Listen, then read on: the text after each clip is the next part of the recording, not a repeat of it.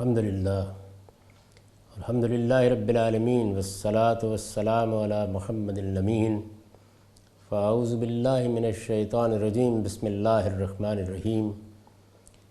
خواتین و حضرات، ہم میزان حصہ دوم میں قانون معاشرت کا مطالعہ کر رہے ہیں۔ یہ اس حصے کا دوسرا باب ہے۔ نکاح کے حدود و شرائط کیا ہیں، انہیں ہم نے تفصیل کے ساتھ سمجھا۔ آخری بحث یہ تھی کہ قرآن مجید نے بھی اور رسالت پاک صلی اللہ علیہ وسلم نے بھی اس بات کو واضح کر دیا ہے کہ نکاح میں اصل فیصلہ مرد و عورت کو کرنا ہے۔ جو نکاح کر رہے ہیں لڑکے اور لڑکی کو کرنا ہے، انہی کے فیصلے سے نکاح منعقد ہوگا اور انہی کے فیصلے کو اس معاملے میں حتمی حجت کی حیثیت حاصل ہے۔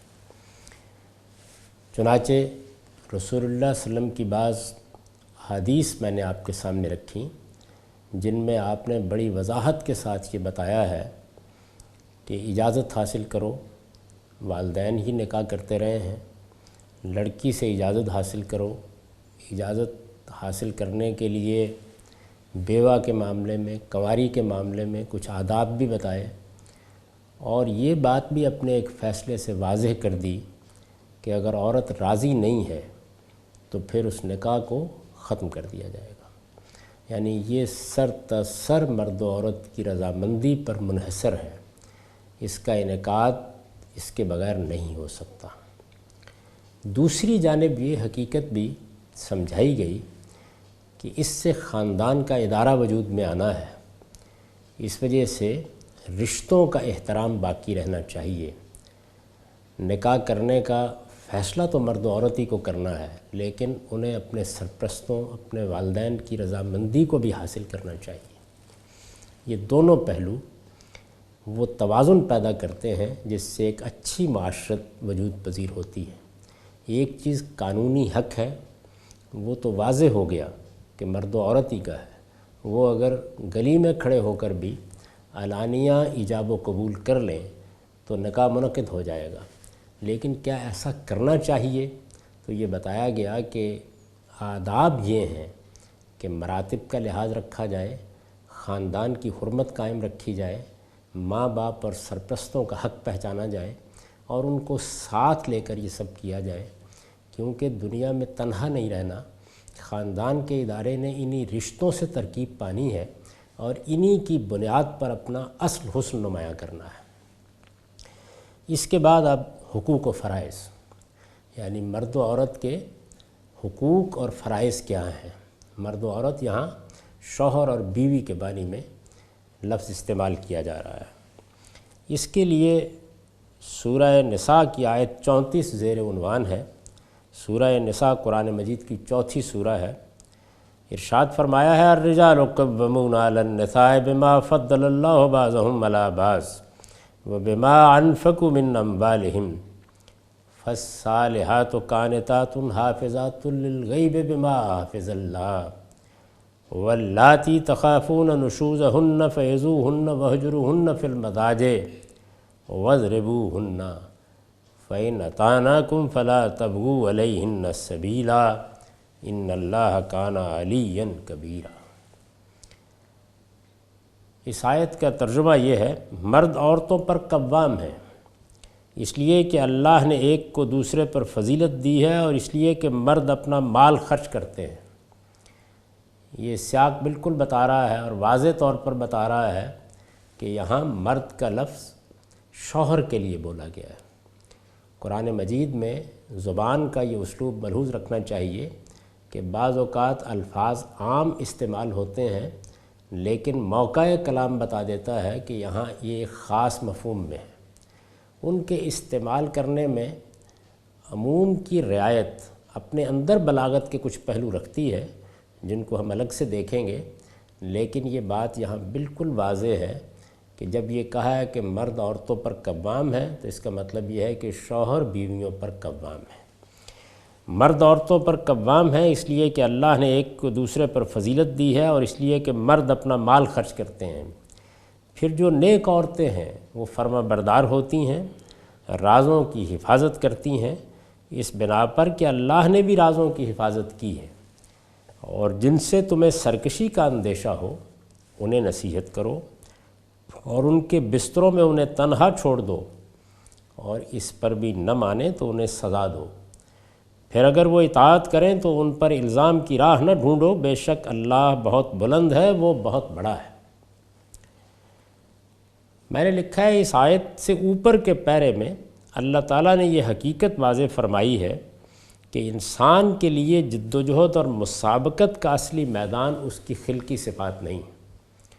یعنی جب یہ حکم بیان کیا ہے تو اس سے پہلے اس حکم کی بنیاد میں جو فلسفہ کار فرما ہے اس کو قرآن مجید نے واضح کیا ہے، انسان کو توجہ دلائی ہے کہ اس دنیا کو اللہ تعالیٰ نے بنایا ہی کچھ اس طریقے سے ہے کہ یہاں ایک طرف تو کچھ خلقی صفات ہیں جو انسانوں میں پائی جاتی ہیں، اور ان خلقی صفات کے لحاظ سے بہت تفاوت رکھا ہے۔ یعنی یہ حقیقت ہے کہ ہم سب آدم و حوا کی اولاد ہیں، انسان ہونے کے اعتبار سے ہمارے درمیان کوئی فرق نہیں ہے، خلقت کے لحاظ سے کائنات کا پروردگار ہمیں ایک ہی برادری کہتا ہے، لیکن جہاں تک صلاحیتوں کا تعلق ہے ان میں بہت تفاوت ہوتا ہے۔ اللہ تعالیٰ کسی انسان کو شاعر پیدا کرتا ہے، کسی کو ادیب پیدا کرتا ہے، کسی کو سائنس کو سمجھنے کی اعلیٰ صلاحیتیں دیتا ہے، کسی کے اندر غیر معمولی طور پر کاروبار کا رجحان ہوتا ہے۔ اسی طرح بڑے لوگ ہیں، ہر معاشرے میں پیدا ہوتے ہیں، وہ سیاستدان بھی ہوتے ہیں، علماء بھی ہوتے ہیں، ادباء بھی ہوتے ہیں، شعراء بھی ہوتے ہیں، وہ تہذیبوں کی تہذیب بدل دینے کی پوزیشن میں بھی ہوتے ہیں۔ تو یہ جتنی چیزیں ہیں یہ سب ہم روزمرہ دیکھتے ہیں، اس کے لیے کوئی دراز نفسی کی ضرورت نہیں ہے۔ آپ انسان کو دیکھیں، اپنے گرد و پیش کے ماحول پر ایک نگاہ ڈالیں، تاریخ پر ایک نگاہ ڈالیں، تو یہ حقیقت بالکل واضح ہو جاتی ہے کہ اگرچہ سب انسان آدم و حوا کی اولاد ہیں، انسان ہونے کے لحاظ سے بالکل برابر ہیں، لیکن اپنی خلقی صفات کے لحاظ سے ان میں بہت کچھ فرق واقع ہو جاتا ہے۔ یہی چیز رنگ میں دیکھ لیجئے، یہی چیز بعض نسلی خصائص میں دیکھ لیجئے، اور یہی چیز بعض علاقوں میں پیدا ہونے کے نتیجے میں جس طرح انسان پر اثر انداز ہوتی ہے اس کا مشاہدہ کر لیجئے۔ یہ جتنی چیزیں ہیں یہ خلقی صفات ہیں۔ تو خلقی صفات کے معاملے میں اگر ایک دوسرے سے آگے بڑھنے کی کوشش کی جائے گی، یا انسان کسی دوسرے کو حقیر یا بڑا سمجھے گا، یا آگے بڑھتے ہوئے اس سے وہ چیز حاصل کرنا چاہے گا جو پیدائش اور اس کی خلقت کے وقت ہی اللہ تعالیٰ نے اس کو عطا فرما دی ہے، تو اس کا نتیجہ اس کے سوا کچھ نہیں نکلے گا کہ وہ اپنی صحیح کو صحیح رائے گاں بنا دے گا، کیونکہ یہ وہ چیز ہے جو کسی طرح سے حاصل ہونے والی نہیں ہے۔ مجھے اللہ تعالیٰ نے ایک خاص جگہ پر پیدا کیا ہے، میرے والدین تھے، وہ والدین بھی اپنا ایک پس منظر رکھتے تھے، میں ایک گاؤں میں پیدا ہوا یا شہر میں پیدا ہوا، میں ایک ملک میں پیدا ہوا، میں ایک خاص دور میں پیدا ہوا، مجھے پروردگار نے کچھ صلاحیتیں بخشی۔ ہر انسان اپنا جائزہ لے تو یہ معلوم ہوتا ہے کہ اس اعتبار سے انسانوں کے مابین بہت کچھ تفاوت ہے۔ یہ خلقی صلاحیتیں ہیں۔ اس کے بعد ایک اکتسابی صلاحیتوں کا میدان ہے، یعنی ہمارے اندر جو پوٹینشل ہے، جو چیز بالقوہ موجود ہے، ہم اس کو اپنی تربیت سے بڑھا لیتے ہیں۔ ہمارے اندر ایک اخلاقی احساس ہے، ہم اس کو جتنا بلند کرنا چاہیں کر سکتے ہیں، یہاں تک کہ حمالہ سے بھی اگر مقابلہ کرنا چاہیں تو یہ کوئی مشکل چیز نہیں ہے۔ اسی طریقے سے اگر کسی انسان کے اندر اللہ تعالیٰ نے کوئی خاص صلاحیت رکھ دی ہے اور وہ اکتساب سے اس صلاحیت کو نشو و نما دینا چاہے تو اس کے لیے ایک بڑا وسیع میدان موجود ہے۔ اس فرق کو سمجھ کر کے کیا چیز خلقی ہے اور کیا چیز وہ ہے کہ جس کو میں اکتساب سے حاصل کر سکتا ہوں، انسان کو اپنے اوپر بھی اور ابنائے نو پر بھی غور کرنا چاہیے۔ اس آیت سے اوپر کے پیرے میں اللہ تعالیٰ نے یہ حقیقت واضح فرمائی ہے کہ انسان کے لیے جد و جہد اور مسابقت کا اصلی میدان اس کی خلقی صفات نہیں ہے، یعنی جن معاملات میں اللہ تعالیٰ نے خلقی طور پر فرق رکھ دیا ہے اس میں اگر مسابقت ہوگی، ایک دوسرے سے آگے بڑھنے کی جد و جہد کی جائے گی، تو ایسا تصادم وجود میں آئے گا جو پوری انسانیت کے لیے تباہی کا باعث بن جائے گا۔ اس لیے کہ خلقی صفات کے لحاظ سے بعض کو بعض پر فی الواقع ترجیح حاصل ہے، یعنی یہ ایسی چیز نہیں ہے کہ جس کو بیان کرنے کے لیے کسی استدلال کی ضرورت ہو، یہ ایک بدیہی حقیقت ہے، ہم اس کا مشاہدہ کرتے ہیں۔ جیسے آسمان پر چمکتے ہوئے آفتاب کا مشاہدہ کرتے ہیں، اسی طریقے سے انسانوں کے مابین خلقی صفات میں تفاوت کا مشاہدہ کرتے ہیں۔ اللہ تعالیٰ نے کسی کو ذہنی، کسی کو جسمانی، کسی کو معاشی اور کسی کو معاشرتی برتری کے ساتھ پیدا کیا اور دوسروں کو اس کے مقابلے میں کمتر رکھا ہے۔ یعنی یہ حقیقت ہے، اس حقیقت کو کوئی جھٹلا نہیں سکتا، اور یہ ان سارے ہی پہلوؤں سے نمایاں ہوتی ہے جن کا میں نے یہاں ذکر کیا۔ اللہ تعالیٰ نے کسی کو ذہنی، کسی کو جسمانی، کسی کو معاشی اور کسی کو معاشرتی برتری کے ساتھ پیدا کیا اور دوسروں کو اس کے مقابلے میں کمتر رکھا ہے۔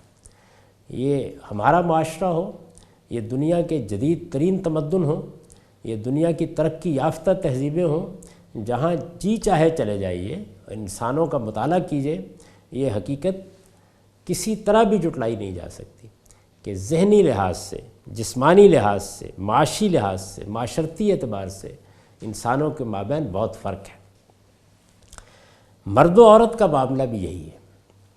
ان میں زوجین کا تعلق ایک کو فاعل اور دوسرے کو منفعل بنا کر پیدا کیا گیا ہے۔ یعنی مرد و عورت کی نوعیت بھی یہ ہے کہ اس میں اللہ تعالیٰ نے یہ فرق رکھا ہے کہ چونکہ ان کو ایک جوڑا بننا ہے، زوجین کی حیثیت سے زندگی بسر کرنی ہے، زوجین کی حیثیت سے زندگی بسر کرنی ہے تو جسمانی لحاظ سے بھی، نفسیاتی لحاظ سے بھی اور دوسری حیاتی ضرورتوں کے اعتبار سے بھی ان کے مابین اب تعلق کی نوعیت کیا ہوگی۔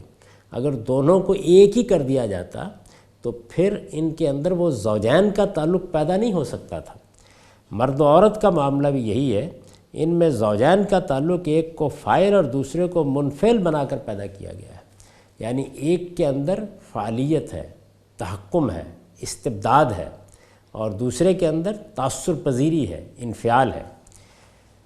ان میں زوجین کا تعلق ایک کو فاعل اور دوسرے کو منفعل بنا کر پیدا کیا گیا ہے۔ ہر شخص جانتا ہے کہ فعلیت جس طرح غلبہ، شدت اور تحکم چاہتی ہے، انفعالیت اسی طرح نرمی، نزاکت اور اثر پذیری کا تقاضا کرتی ہے۔ یعنی یہ مرد و عورت کے درمیان وہ خلقی فرق ہے جو اس کائنات کے پروردگار نے رکھ دیا ہے۔ ایسا ہوتا ہے بعض اوقات کہ ایک شخص اپنی تربیت اور اپنے پس منظر کے لحاظ سے اپنی خلقی صفات کو بھی کھو بیٹھتا ہے، لیکن عمومی جائزہ اگر آپ لیں تو یہ حقیقت بالکل نمایاں ہو کے سامنے آ جاتی ہے کہ مرد و عورت کے مابین جو زوجین کا تعلق پیدا کیا گیا ہے وہ اسی فرق کے ساتھ پیدا کیا گیا ہے۔ یعنی ایک طرف سے اگر اقدام ہے، شدت ہے، تحکم ہے، تو دوسری جانب سے اثر پذیری کے داعیات ہیں۔ یہ وہ چیز ہے کہ جو اپنی ٹھیک فطرت پر قائم ہو اور صحیح توازن کے ساتھ روبہ عمل ہو تو زوجین کا وہ تعلق پیدا کرتی ہے جو اس کائنات کے فاتر کے پیش نظر ہے، اور اگر یہ اپنے صحیح مقام پر باقی نہ رہے تو پھر زوجین کا تعلق اس طرح قائم بھی نہیں ہوتا اور اس کو قائم رکھنا بھی ممکن نہیں ہوتا۔ ہر شخص جانتا ہے کہ فعلیت جس طرح غلبہ، شدت اور تحکم چاہتی ہے، انفعالیت اسی طرح نرمی، نزاکت اور اثر پذیری کا تقاضا کرتی ہے۔ اس لحاظ سے دیکھیے تو ان میں سے ہر ایک کو دوسرے پر برتری حاصل ہے۔ یعنی اب اگر برتری اور کہتری کا تقابل کرنا ہے تو انفعالیت سے جو اوصاف پیدا ہوتے ہیں جن کو میں نے بیان کیا کہ نرمی، نزاکت، اثر پذیری، یہ کوئی معمولی اوصاف نہیں ہیں۔ یہ اوصاف نہ ہوں تو زوجین کا تعلق بھی قائم نہیں ہوتا، اور پھر جو کچھ آگے خاندان کو، ادارے کو بنانے کی ضرورت ہے وہ بھی پوری نہیں ہوتی۔ اللہ تعالیٰ نے یہ صفات بدرجہ اتم عورت میں رکھ دی ہیں، اور دوسری جانب مرد کے اندر جو اوصاف رکھے ہیں وہ بھی بالکل واضح ہیں اور ہر انسان ان کو دیکھ سکتا ہے۔ اس میں بعض لوگ مستثنیات کو زیر بحث لے آتے ہیں۔ مستثنیات اس کائنات میں حقائق کی تفہیم کے لیے رکھی گئی ہیں۔ یعنی ہم جب یہ کہتے ہیں کہ دنیا میں اللہ تعالیٰ نے مرد و عورت پیدا کیے ہیں تو ظاہر ہے کہ یہ علی سبیل التغلیب کہتے ہیں، ورنہ ایسی بھی اجناس ہیں جن کے بارے میں ہم جانتے ہیں کہ وہ مرد اور عورت کے درمیان کی اجناس بن جاتی ہیں۔ تو یہ مستثنیات قانون کی بنیاد نہیں بنتی، مستثنیات کی بنیاد پر آپ کوئی ضابطہ نہیں بناتے، عمومی قانون ہے جس کو پہلے سمجھنے کی ضرورت ہوتی ہے۔ اس لحاظ سے دیکھیے تو ان میں سے ہر ایک کو دوسرے پر برتری حاصل ہے۔ یعنی یہاں چونکہ برتری کی بحث شروع ہو جاتی ہے، اور یہ بدقسمتی سے موجودہ زمانے میں بہت زیادہ بلند آہنگ کر دی گئی ہے۔ تو اس چیز کی طرف قرآن مجید ہمیں توجہ دلاتا ہے کہ اگر برتری ہی کو دیکھنا ہے تو برتری اوصاف و خصائص کے لحاظ سے ادھر بھی ہے اور ادھر بھی ہے. یعنی اگر کچھ اوصاف ایسے ہیں کہ جو عورت کو بہت نمایاں کرتے ہیں، مرد پر برتری کے مقام پر لے جاتے ہیں، تو وہ بھی بالکل واضح ہے. اور اگر کچھ اوصاف بعض پہلوؤں سے مرد کی برتری کو واضح کرتے ہیں تو وہ بھی بالکل نمایاں ہے. یہ حقیقت ہے کہ ایک بڑا سائنسدان نیوٹن اور آئنسٹائن بھی بعض اوقات اپنی کسی ضرورت کے لیے ایک معمولی مستری، ایک معمولی کاریگر کا محتاج ہوتا ہے اور اس کے سامنے بالکل ایک طالب علم کی طرح کھڑا ہو جاتا ہے، کیونکہ وہ چیز اس کے پاس نہیں ہے جو اس نے اپنی مشق سے، مزاولت سے حاصل کر لی ہے. تو اللہ تعالیٰ نے انسانوں کے مابین جو تعلق پیدا کیا ہے وہ یہی محتاج اور محتاج علیہ کا تعلق ہے.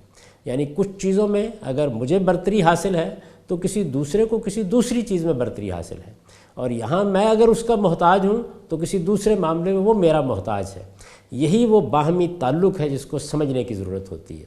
تو یوں نہیں ہے کہ برتری یا فضیلت کوئی مطلق چیز ہے، بلکہ اوصاف اور خصائص کے لحاظ سے ایک معاملے میں ایک صنف برتر ہو سکتی ہے اور دوسرے میں دوسری برتر ہو سکتی ہے. اس لحاظ سے دیکھیے تو ان میں سے ہر ایک کو دوسرے پر برتری حاصل ہے. یہ ان کی خلقی صفات ہیں، یعنی جن صفات کا اوپر ذکر ہوا وہ صفات زوجین کے تعلق کو پیدا کرنے کے لیے ضروری تھیں، ناگزیر تھیں. انہی سے یہ تعلق اپنی حقیقی صورت میں پیدا ہو سکتا تھا. لہٰذا ان کو خلقی طور پر مرد میں بھی رکھ دیا گیا ہے، عورت میں بھی رکھ دیا گیا ہے. خلقی طور پر یعنی پیدائش کے وقت ہی سے، گویا یوں سمجھ لیجئے کہ یہ ان کے خمیر میں موجود ہے، یہ ان کی تعمیر میں مضمر ہے. ان میں اگر مسابقت اور تنافس کا رویہ اختیار کیا جائے گا، مسابقت ایک دوسرے سے آگے بڑھنا، تنافس ایک دوسرے کے ساتھ آپ دوڑ لگا دیں اور اس طرح منافست پیدا کر دیں، ان میں اگر مسابقت اور تنافس کا رویہ اختیار کیا جائے گا تو یہ فطرت کے خلاف جنگ ہوگی. سب سے پہلے اس سے یہ معلوم ہوا کہ جو چیز سمجھنے کی ہے وہ انسان کی فطرت ہے. ہم یہاں سے بات شروع نہیں کر سکتے کہ اب حکم کیا لگانا ہے. یہ بالکل ممکن ہے کہ کسی دور میں سیاست کے، معیشت کے، معاشرت کے بعد ایسے تقاضے سامنے آ جائیں جس میں ہم کوئی حکم لگا رہے ہوں اور وہ حکم صحیح بھی ہو، غلط بھی ہو، لیکن ہماری توجہ اس جانب نہ ہو کہ انسان کی فطرت کا وہ کون سا پہلو ہے جس پر یہ حکم مبنی ہے. بعض اوقات ایسا بھی ہوتا ہے کہ ہم بعض اقدامات کرتے ہیں، بعض فیصلے کرتے ہیں، بعض چیزوں کو اپنائے ہوئے ہوتے ہیں، لیکن ان کو انسان کی فطرت کے داعیات کے ساتھ وابستہ نہیں کرتے. میں نے ایک مرتبہ ایک صاحب علم کو یہ توجہ دلائی کہ یہ دیکھیے کہ یہ دور اپنے آپ کو بڑا ترقی کا دور کہتا ہے. اس میں مغربی تہذیب کا یہ دعویٰ ہے کہ اس نے انسانی زندگی کے بعض حقائق کو آخری درجے میں دریافت کر لیا ہے. اس میں جمہوریت، آزادی اور اس نوعیت کی بہت سی چیزیں بھی لوگوں کے لیے ایمانیات کے درجے میں پہنچ گئی ہیں. اس کے باوجود دیکھیے تو یورپ کے بے شمار ممالک میں بادشاہت موجود ہے، اسے قائم رکھا جا رہا ہے. آخر انسانی فطرت کے اندر کوئی چیز ایسی ہے جس کے اوپر اس عمل کی بنیاد ہے، اس کو سمجھنے کی ضرورت ہے. وہ بعض اوقات فطرت کے غلط مطالعے پر مبنی بھی ہو سکتی ہے اور بعض اوقات اس کے صحیح رخ کا ظہور بھی ہوتی ہے. ان چیزوں کو جب تک آپ انسانی فطرت کا ٹھیک طرح سے مطالعہ کر کے ان پر قائم نہیں کر دیتے، اس وقت تک آپ ان کے باہمی تعلق کو نہیں سمجھا سکتے. مذہبی احکام کا معاملہ بھی یہی ہے. یعنی جب ہم یہ کہتے ہیں کہ اسلام دین فطرت ہے تو اس کا مطلب کیا ہوتا ہے؟ اس کا مطلب یہی ہوتا ہے کہ انسان کو اللہ تعالیٰ نے جس ساخت پر پیدا کیا ہے، اس کی تکوین جس طریقے سے ہوئی ہے، اس کی ترکیب جیسے ہوئی ہے، اس کو بنایا ہے تو اس کے اندر جو بنیادی خلقی اوصاف رکھ دیے ہیں ان کو سامنے رکھ کر اگر حکم دیا جائے تو وہ حکم ہوتا ہے جو اللہ تعالیٰ کی وحی کے ذریعے سے، پیغمبروں کے ذریعے سے انسان کو ملتا ہے. چنانچہ یہاں جس چیز کی طرف توجہ دلائی جا رہی ہے وہ یہ ہے کہ انسان کی خلقی صفات کو پہلے متعین کیا جائے گا. یعنی اگر مرد و عورت کے بارے میں کوئی حکم لگانا ہے، خاندان کے ادارے کی کوئی بنیاد قائم کرنی ہے، سیاست اور معیشت کے بارے میں کوئی فیصلہ کرنا ہے، تو سب سے پہلے جو چیز دیکھنے کی ہے وہ یہ ہے کہ انسانی فطرت کیا کہتی ہے. اس فطرت کے اقتضاءات کو، اس کی مقتضیات کو سامنے رکھ کر اگر کوئی قانون بنایا جائے گا تو وہ قانون چلے گا، وہ انسانیت کے لیے رحمت کا باعث بنے گا. یہ جب ہوا کہ یہ خیال کیا گیا کہ انسان کے اندر سرمایہ کی ہوس ہے، جب یہ معلوم ہوا کہ مارکیٹ اکانومی نے انسان کو بھی دال اور روٹی کی طرح کی ایک چیز سمجھ لیا ہے اور وہ اس کو بھی جس طرح چاہتا ہے خریدتا ہے، تو لوگوں کو یہ خیال ہوا کہ یہ ساری چیزیں ریاست کے پاس آ جائیں اور فرد کی ملکیت کے تصور کی نفی کر دی جائے، لیکن یہ چیز خلاف فطرت تھی، اور پھر اس کے بعد فطرت نے اپنی پوری قوت کے ساتھ روبہ عمل ہو کر اس کو الٹ کر رکھ دیا۔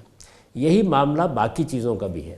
اس وقت ایسا نہیں ہے کہ مغرب اور مغربی تہذیب جن چیزوں کو غیر معمولی اہمیت دیتی ہے، ان کے اور انسانی فطرت کے درمیان حقیقی ربط پیدا کر لیا گیا ہے۔ جن جگہوں پر خرابی ہے وہ حقیقت میں اسی ربط کو نہ سمجھنے کی وجہ سے پیدا ہوئی ہے، لیکن اللہ تعالیٰ جو فاطر فطرت ہے، اس نے جب قانون دیا ہے، اس نے جب معاشرت کے آداب سکھائے ہیں، اس نے جب اپنے ضوابط انسانوں کو سمجھائے ہیں، تو ان کو ریلیٹ کر کے بتایا ہے۔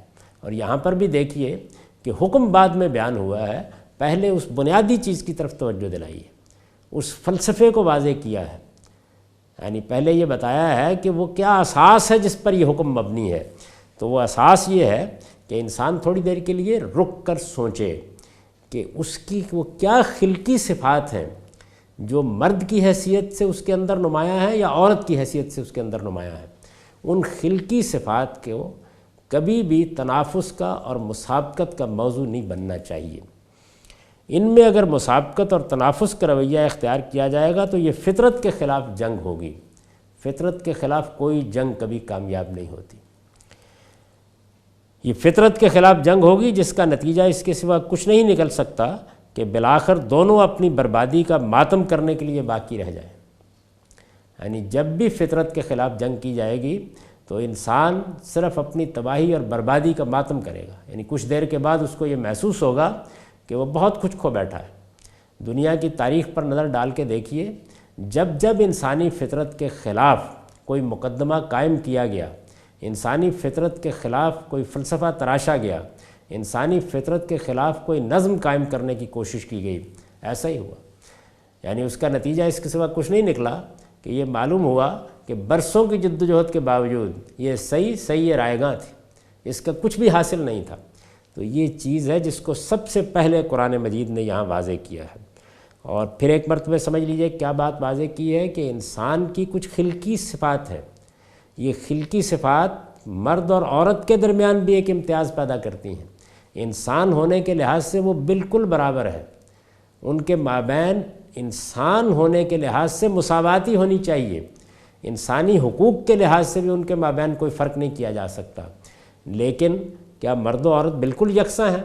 جسمانی لحاظ سے دیکھ لیجئے، نفسیاتی لحاظ سے دیکھ لیجئے، ذہنی لحاظ سے دیکھ لیجئے، صاف واضح ہو جائے گا کہ بعض ایسے اوصاف و خصائص ہیں جو مردوں کے ہاں بہت نمایاں ہیں، اور بعض دوسرے اوصاف و خصائص ہیں جو عورتوں کے ہاں بہت نمایاں ہیں۔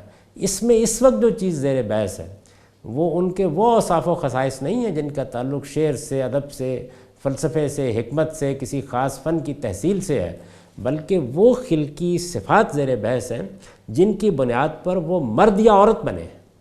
یعنی خدا نے ان کے مابین یہ جو صنف کا فرق رکھا ہے، اس سے جو اوصاف پیدا ہوئے ہیں یا جن اوصاف کو اس کی بنیاد بنایا گیا ہے وہ زیر بحث ہے، اور یہ وہ اوصاف ہیں کہ جو ان کے مابین زوجین کا تعلق پیدا کرتے ہیں۔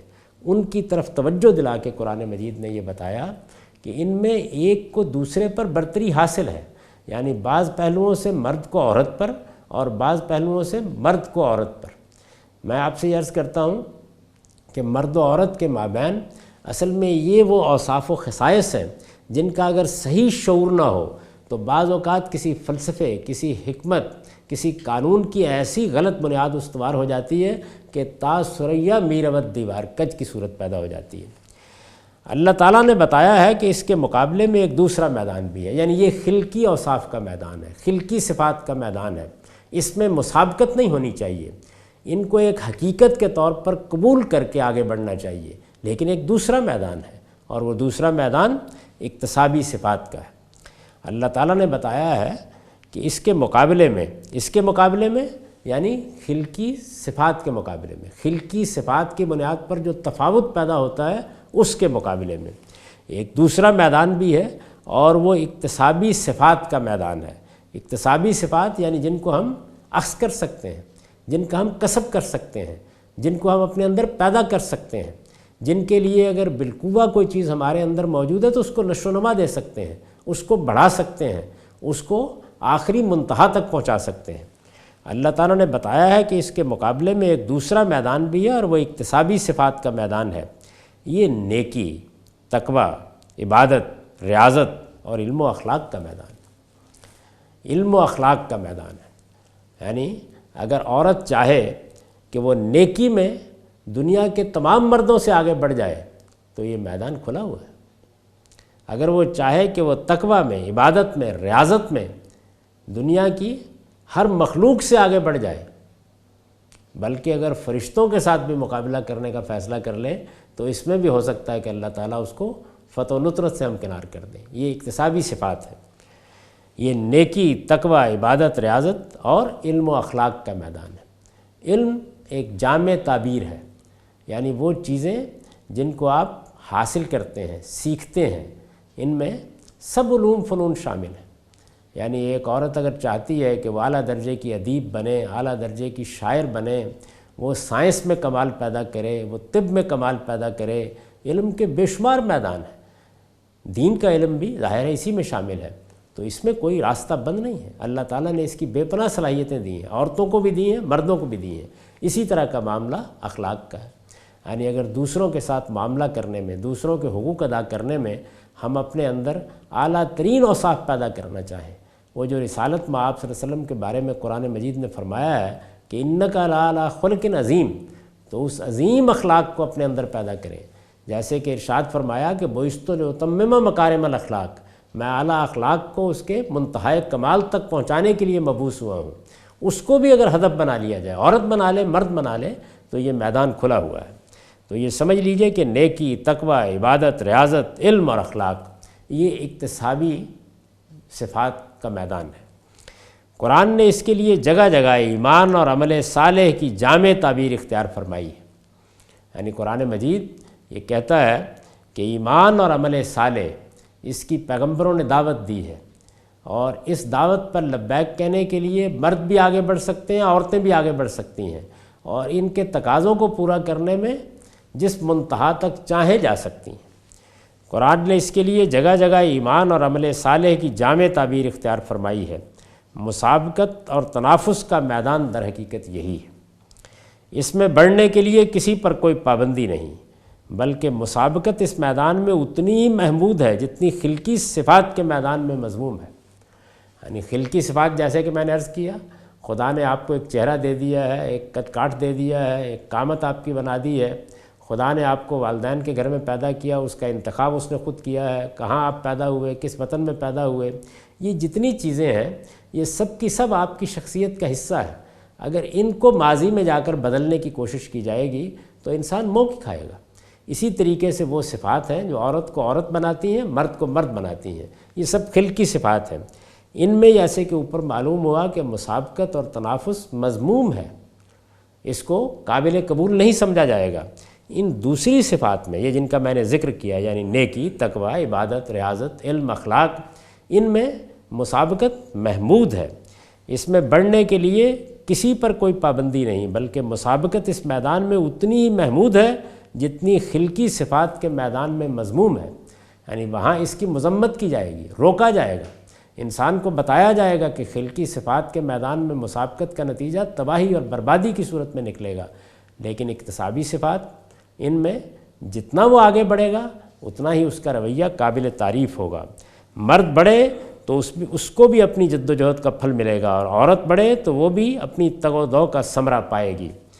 بانو باندی، آزاد، غلام، شریف، وضیع، خوبصورت، بدصورت اور بینا و نابینا، سب کے لیے یہ میدان یکساں کھلا ہوا ہے۔